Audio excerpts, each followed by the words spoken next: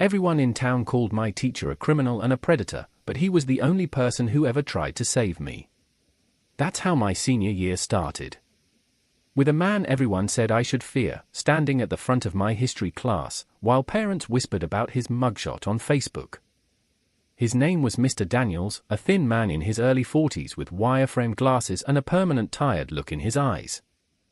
The first day he introduced himself, my best friend Haley's phone buzzed 3 times in a row. She read the texts, her face going pale. "Oh my God," she hissed, "my mom just said he's a felon. He went to federal prison. 2 years for theft." By that night, our school was in chaos. The principal had to face a cafeteria full of furious parents demanding answers. He raised his hands and tried to calm them down. Yes, Mr. Daniels disclosed his record before being hired. Yes, he has an emergency teaching certificate. We needed staff desperately. But nobody cared. The next morning, Haley cornered me at my locker, nails digging into my arm. "My mom's calling an emergency PTA meeting," she whispered. "Don't ever be alone with him. People like that don't change." That was the beginning of a storm that only grew darker. Within a week, kids started calling him Mr. Jailbird as they walked into class.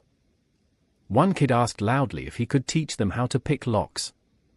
Parents told their kids to deliberately fail his class to prove he wasn't competent. In the teacher's lounge, every conversation stopped when he walked in. I overheard Mrs. Whitaker, the English teacher, tell a group of juniors to keep their backpacks locked in his room because, well, you never know.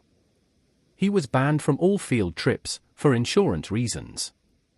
Parents filmed him during pickup and blasted the videos online with captions like, "Criminal teaching our kids." And the PTA president herself literally camped outside his classroom with a notebook, keeping a log of every word he said. By October, a petition to remove him already had 300 signatures. And yet, Mr. Daniels never stopped trying. He stayed after school every night offering free SAT prep, even though nobody showed up. He bought supplies with his own money. He wrote recommendation letters in perfect detail, even for kids who barely spoke to him. Once, he parked his old beat-up Honda 3 blocks away so people wouldn't laugh at his car. He rotated the same for shirts, his shoes patched together with superglue. But when he spoke about mistakes, about how one bad choice could ruin your life, you felt the weight in his voice. It wasn't a lecture. It was experience carved into his bones. And then came the Friday before my SATs. I'd spent for years building toward this exam. I had one shot. I'd even scraped together $60 in crumpled bills and quarters to pay for it. That night, my stepdad stumbled home drunk. He found my phone on the table and smashed it against the wall, screaming, "You think you're better than us with your fancy college dreams?" Then he snatched my car keys from my purse and locked himself in their bedroom. So at 5 a.m. Saturday morning, I walked 3 miles in the dark to school, hoping I could use the library computer to look up bus routes. But everything was locked. The test center was 45 minutes away. No buses ran that early. I sat on the front steps, sobbing, watching everything I'd worked for slip through my fingers. That's when Mr. Daniels pulled into the lot. His old Honda rattled to a stop, headlights catching my tear-streaked face. He froze, clearly calculating what this would look like if anyone saw. Finally, he said quietly, "Get in. Your future matters more than gossip." He immediately texted the principal, "Emergency student transport to SATs. Documentation attached." Then he called the school voicemail, leaving a message explaining everything. He dropped me at the test center and waited in his car the entire 4 hours until I came back out, pale and exhausted but with my exam finished. Then he drove me home. Parents waiting outside took photos. By Monday morning, the vice principal pulled me out of chemistry. The school resource officer was there too. "We've had multiple reports that Mr. Daniels was alone with you Saturday morning," the vice principal said carefully. "We need to make sure you're safe." They kept asking the same questions. "Did he arrange to meet me? Had he ever contacted me outside of school? Did I feel pressured? The officer leaned forward and said in that voice cops use when they're sure they know better. Sometimes victims protect their abusers. By lunch, the rumor had spread. Haley was waiting at my table, her voice shaking with the excitement of fresh gossip. Everyone knows you're hooking up with the criminal teacher. I felt the world tilt under me. That afternoon, the guidance counselor suggested I retake the SATs, because otherwise, my score would look suspicious. By 3 p.m., Mr. Daniels was placed on administrative leave. Parents stormed into the PTA meeting demanding his immediate firing. Someone spray-painted child predator across his car. His landlord served him an eviction notice. And me? By the end of the week, I couldn't walk down the hall without someone whispering jailbait. But that wasn't the worst of it. Not even close. After 2 weeks of suspension, everyone just assumed Mr. Daniels was guilty. Teachers avoided saying his name. Parents whispered at basketball games. And me? I was radioactive. Even my college counselor pulled me aside one afternoon and said, "Maybe you should address the situation in your applications. Admissions offices will see the headlines." I wanted to scream that there wasn't a headline, just gossip and Facebook lies. But the word stuck in my throat. By then, I was eating lunch alone in the library, pretending to study while kids walked past the windows, laughing. The nickname jailbait followed me everywhere. But what haunted me more was the look on Mr. Daniels' face the last day I saw him. Pale, tired, like a man who'd already accepted he'd lost everything. I couldn't stand it. So one evening, I found the courage to call the only number I had, his house phone. A woman picked up. Her voice was sharp at first, angry. "If this is another parent harassing us..." I cut in fast. "Please, it's Rachel. From his AP history class. He helped me with my SAT. I just wanted to say thank you." There was silence. Then the woman's voice cracked. "This is his wife. He volunteers at the food bank on Saturdays. If you really mean that, you can tell him yourself." So the next morning, I biked across town to a peeling brick warehouse with a line of families wrapped around the block. Inside, I found him stacking dented cans of soup, his hands trembling with each box he lifted. When he saw me, he froze. His eyes, tired, bruised from lack of sleep, suddenly softened. I blurted out, "I got a 1480. Scholarship offers are coming." His face almost shattered. He covered his mouth, shoulders shaking like he was trying not to cry in front of everyone. That was when he told me the truth. He'd been working for a non-profit years ago, one meant to help veterans. Just before Christmas, the director stole over $400,000. Daniels panicked, 12 veteran families were about to lose their homes. So he used the organization's credit card to pay their rent. The prosecutor didn't care, he said quietly. "Theft is theft." They told me if I pled guilty, I'd serve 2 years instead of risking 10 at trial. He pulled out letters he kept folded in his wallet, the paper soft from being opened so many times. "You saved us when nobody else cared. My children had a Christmas because of you." I felt sick. This man everyone called a predator was the only one who'd ever shown me kindness, and his entire life was ruined because he couldn't stand to watch people lose their homes. I swore then and there I would fix it. The next Monday, I marched into the principal's office with shaking hands and told him everything, the non-profit, the veterans, the plea deal. But when I mentioned the non-profit's name, something changed. The principal's hand started trembling, not just a nervous twitch, but a full shake, like he'd touched a live wire. He stood so fast his chair crashed into the wall. "Rachel," he said, forcing a smile that didn't reach his eyes. "Some stones are better left unturned." He practically shoved me out into the hallway, eyes darting to the office door like he expected someone to burst in at any second. I walked away confused, my stomach knotted tight. That wasn't the reaction of a man hearing about charity work. That was fear. And fear meant there was more here. That night, I called Mrs. Daniels from the payphone outside the grocery store. She answered on the third ring, her voice shaking. "Can you meet me tomorrow?" she whispered. "Not at the house. Somewhere quiet." The next day, I skipped lunch and drove to the public library. She was already there, sitting in the farthest corner of the history section, a manila folder clutched to her chest. She looked exhausted, dark circles under her eyes, fingers trembling as she slid the folder across the table. "He said something wasn't right with the school's finances," she whispered. "He never told me details, but it was eating at him. He thought certain people keep secrets as insurance." I opened the folder. Inside were photocopied budget reports, fundraising totals, sticky notes in Mr. Daniels' handwriting with question marks scrawled in the margins. Something in my chest tightened. This wasn't about his past at all. He had found something in this school. When I got home, I couldn't shake it. So I went back to his old classroom that night, waiting until the janitor finished. I searched everywhere, drawers, cabinets, even under the desks. My fingers brushed something taped beneath his desk drawer, a small black USB drive, hidden under clear tape. My hand shook as I slipped it into my pocket. At home, I locked my bedroom door, plugged it into my laptop, and held my breath.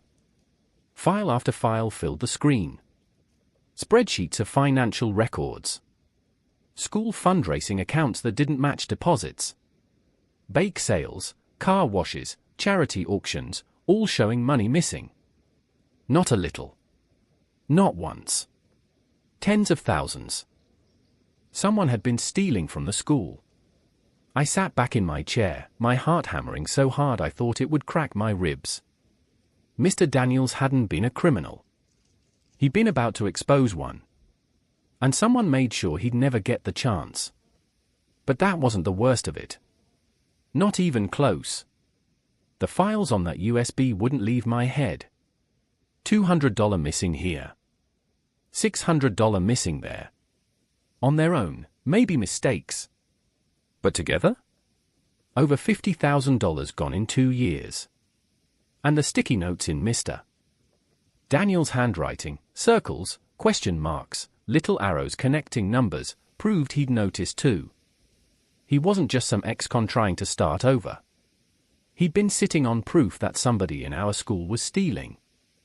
And that was exactly when they destroyed him. The thought sent me spiraling back to a memory I'd buried. I was 14, sitting on the stairs while my mom whispered on the phone. "No, it has to disappear. Nobody can know. Yes, I'll write the check tomorrow." When she noticed me listening, she slammed the door so hard the frame cracked. The next week, Haley's brother, who'd been caught vandalizing the gym, mysteriously avoided suspension. At the time, I told myself it was unrelated. Adults just fixed things quietly. But now, staring at spreadsheets full of missing school funds, I wondered how many problems money had made go away. The next morning, I printed a few pages of the evidence and slipped them into my binder. I didn't trust email anymore. Not after what happened with Mr. Daniels. I walked into school early, the hallways echoing with my footsteps. The main office door was unlocked. I thought maybe I could leave a copy of the records for the principal, force him to confront the truth. But as soon as I reached for the handle, the vice principal, Mr. Harris, appeared. He was earlier than usual, his tie crooked, his eyes darting. "What are you doing here, Rachel?" he asked, voice too sharp. I froze. He glanced at the papers clutched to my chest, and his face drained of color. Before I could react, he snatched them out of my hands. He didn't even look at them fully, just enough to see what they were. Then he pulled out his phone, turning away from me but not far enough. "Yeah," he muttered into the receiver, his back stiff.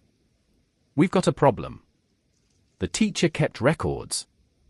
I backed away before he could notice I was still listening. My legs felt like jelly. That night, my mom stormed into my room holding the house phone. "Someone called me anonymously," she hissed, her face blotchy with anger. "They said you're in danger." That you're obsessed with a convicted felon. They recommended psychiatric evaluation. I felt my stomach drop. Mom, it's not like that. He was framed. I have proof. The school is stealing. Her hand slammed against the door frame.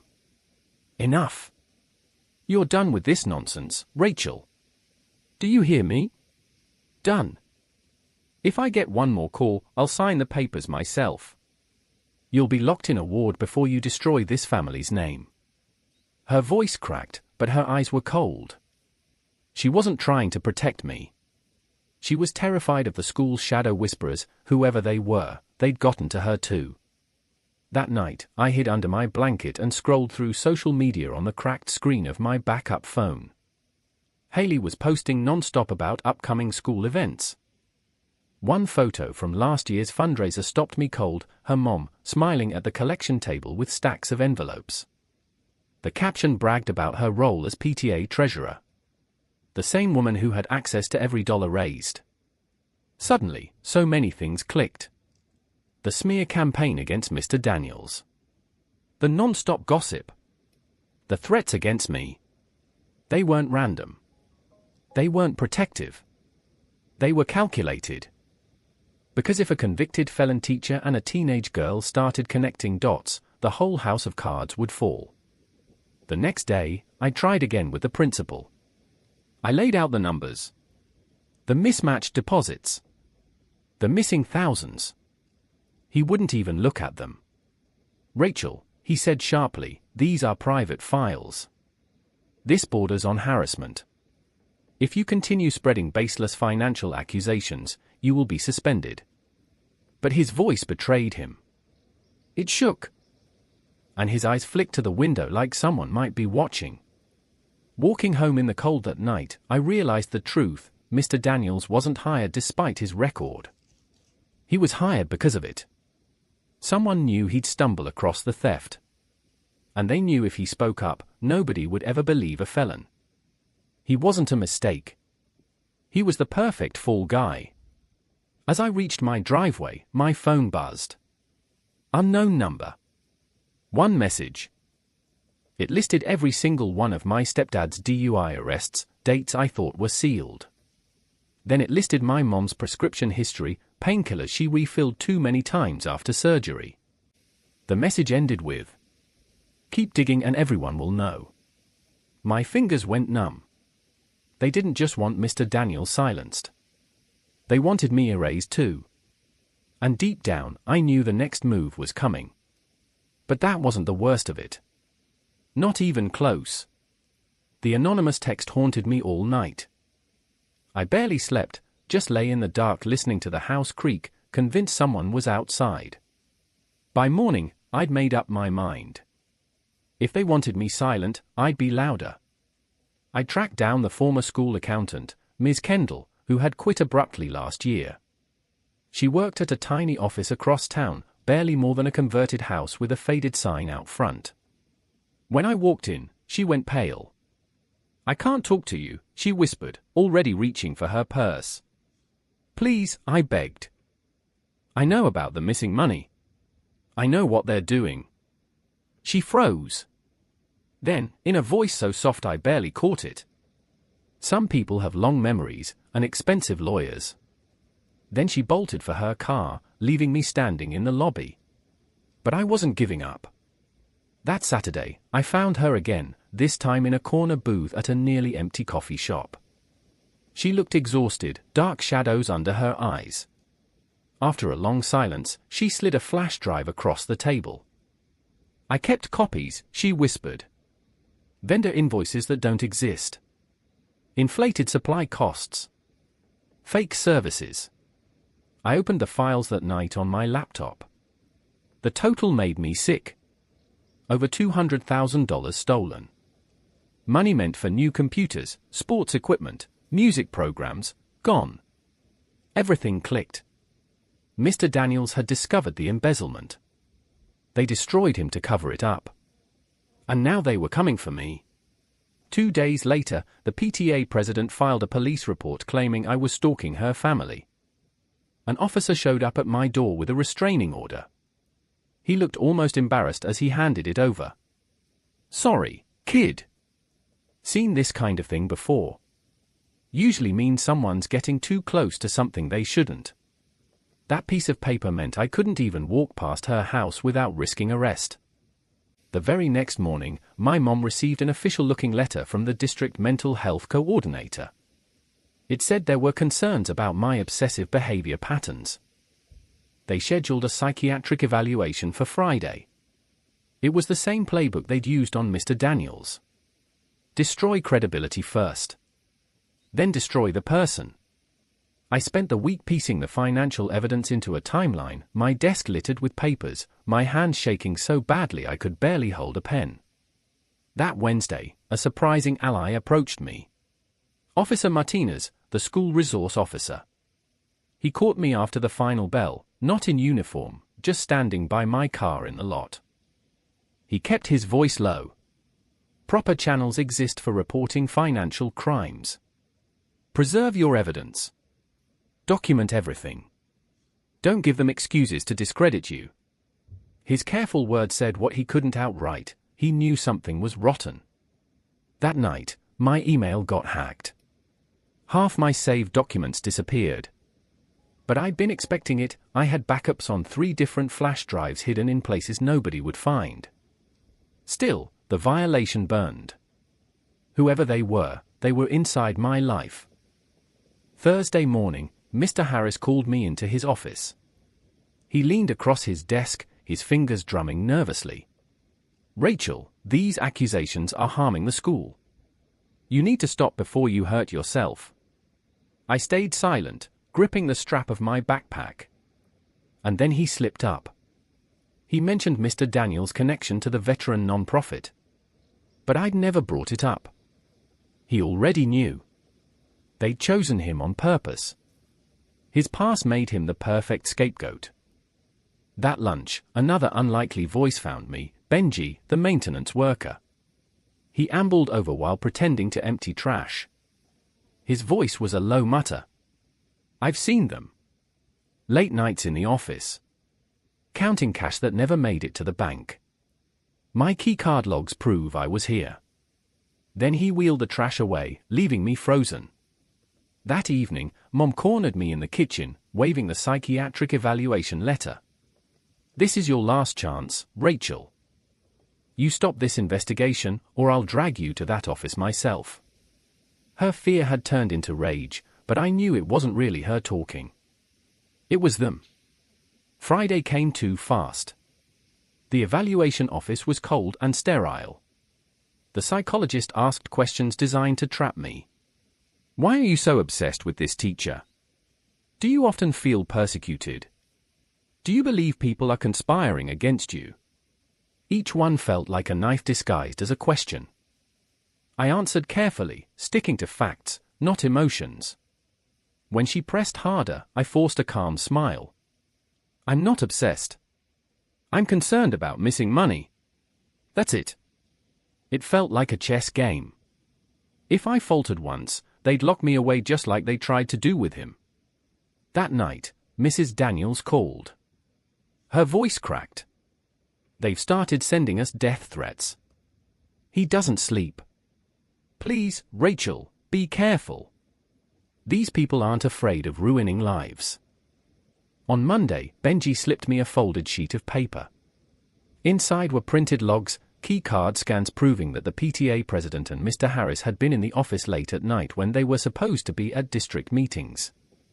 That same day, the school counselor pulled me aside. Her eyes flicked nervously at the cameras in the hall. She handed me a hall pass, but on the back was a handwritten address. I drove there after school, heart pounding. It was Ms. Kendall's apartment. She was packing to leave town. Before she left, she pressed another flash drive into my palm. "Emails," she said. "Between the PTA president and her husband's accounting firm. They called it creative bookkeeping. You'll understand." The next morning, I received a modification to the restraining order. Now I couldn't go near the PTA president's home, business, or kids. One slip and I'd be arrested. They were tightening the noose. But the more they tried to strangle me, the more cracks showed. And if I was careful, I could push until the whole rotten structure came crashing down. But that wasn't the worst of it. Not even close. By the time spring rolled around, it wasn't just me whispering anymore. Parents had started asking questions of their own. Why were their kids still using 15-year-old computers when thousands of dollars were raised for technology upgrades? Why had the marching band cancelled its trip even though the community fundraiser brought in record donations? The PTA president's perfect mask began to crack. At a community meeting, she smiled too wide and spoke too fast, trying to convince a crowd of furious parents that unexpected costs had eaten up the money. But when pressed for details, her answers didn't line up. I sat in the back, clutching Benji's key card logs and Ms. Kendall's emails like a lifeline.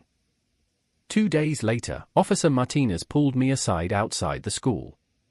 His voice was low but steady. Federal investigators are looking into this now. Keep everything safe. They'll want to see it. The net was tightening. And I wasn't the only one who saw it.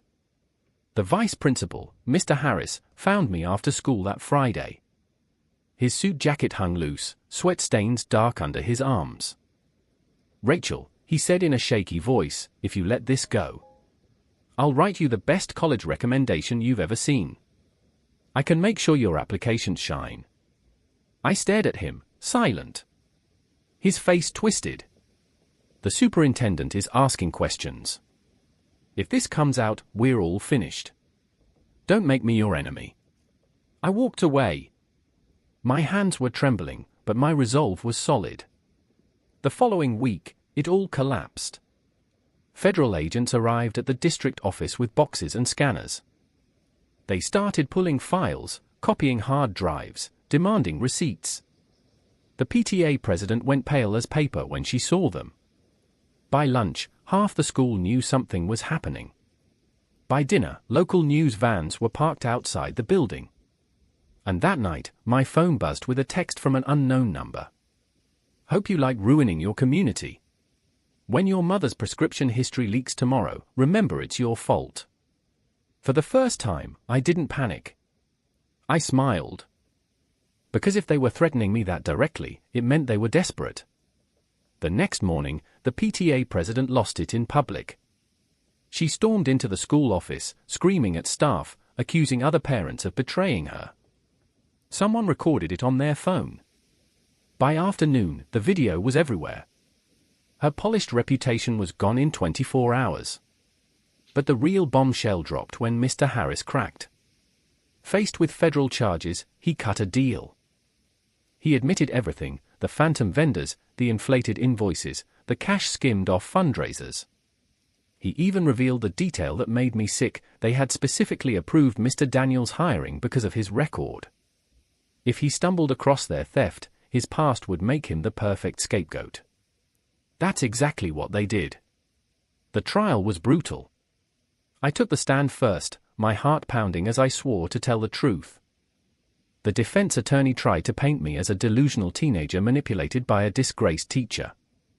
He waved the psychiatric evaluation report in the air like proof. But I answered each question calmly, sticking to facts. Every deposit, every missing dollar, every hacked email. When he sneered, "And you expect us to believe a 17-year-old understands complex financial crimes?" I pointed directly to the spreadsheets on the projector screen. "Numbers don't lie," I said. Mr. Daniels testified next. He produced the handwritten notes he'd kept on every irregularity. His quiet, steady voice carried more weight than 1,000 shouting parents. Mrs. Daniels followed, her hand shaking as she read anonymous threats aloud. The courtroom was silent except for her voice breaking on the words, "You know what happens to people who can't keep quiet." Then came Benji, the maintenance worker. His simple honesty destroyed the defense's case. He showed his key card logs, told the jury how he'd seen cash counted late at night. "I'm no accountant," he said, "but I know when money's not going where it's supposed to." Finally, Mr. Harris testified under his plea deal. His voice cracked as he described how the PTA president had roped him in with promises of easy money to cover his gambling debts. The jury didn't take long. Guilty. On every count. Embezzlement. Money laundering. Obstruction. Conspiracy. The PTA president was sentenced to 8 years in federal prison. Her husband got 12 for laundering the stolen money through his accounting firm. Harris received a reduced sentence but still faced prison time. The day the verdict came down, the school board held a special meeting. For the first time, they said Mr. Daniels' name with respect. They reinstated him, with full back pay and a public apology. When he walked back into the building weeks later, students filled his classroom, eager to learn from the man who'd survived everything they threw at him. As for me, colleges didn't hold the scandal against me. If anything, they admired my persistence. My scholarship stood. My future was intact. But the real victory wasn't mine alone. It was the veterans Mr. Daniels had saved, who finally saw the man who helped them vindicated. It was the kids who would finally see new computers in their classrooms. It was the parents who learned their donations would be protected, not pocketed.